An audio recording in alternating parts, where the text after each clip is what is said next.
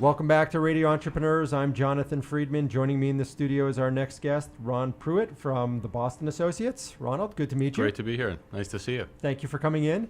It's a pleasure. You want to tell our listeners a little about your company and what it is you guys do? Sure. Well, the Boston Associates is really a group of family and friends. And over the years, we've worked predominantly with direct-to-consumer companies, web-oriented, television-oriented, any platform that is electronic, that enables companies to sell a whole variety of products and services directly to consumers. We've had a few departures. We've worked with a number of B2B companies, but predominantly we're focused on consumer brands and building brands as well.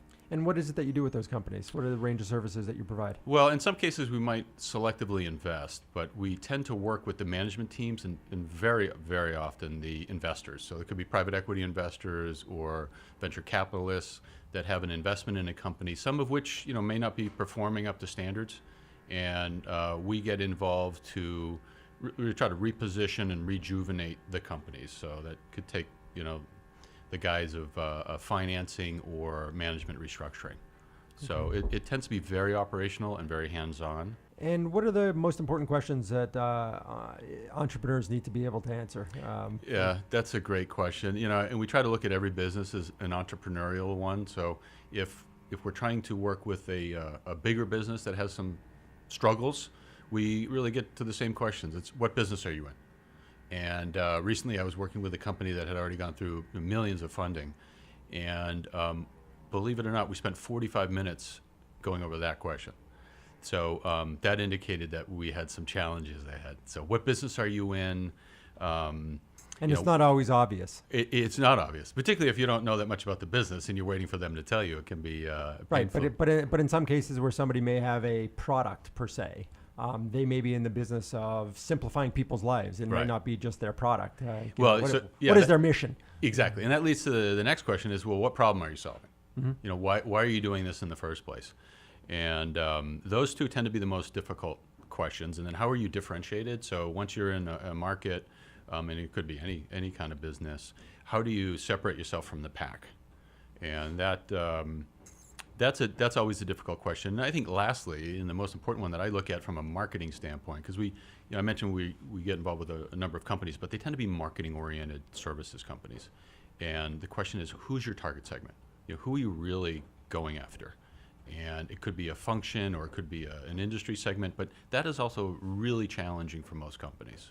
So it sounds to me like that's a reasonable question to have definitively laid out prior to going down the next step, which is to hire your staff and make sure they understand what the company stands for, what it's trying to do, what its intent is, and is on board with it. Yeah, you have to get believers.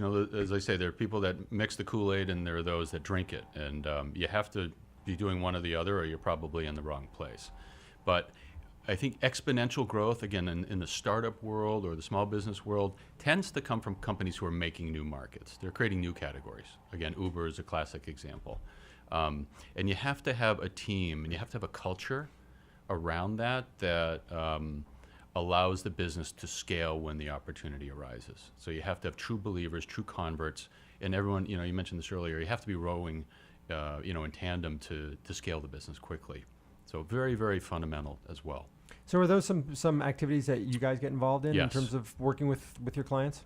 Yeah, that's a good question. I think, I talked earlier about the strategic intent of the company and the investors, and very often you'll find that and I would say maybe in at least 50% of the cases is that the management team may be well-intentioned, but the individuals may be just misplaced. So you might have someone who's the CEO who should really be the CMO or the COO, or you might not have the right finance person. So I think very often, it's not necessarily the culture, it's just the placement of the talent.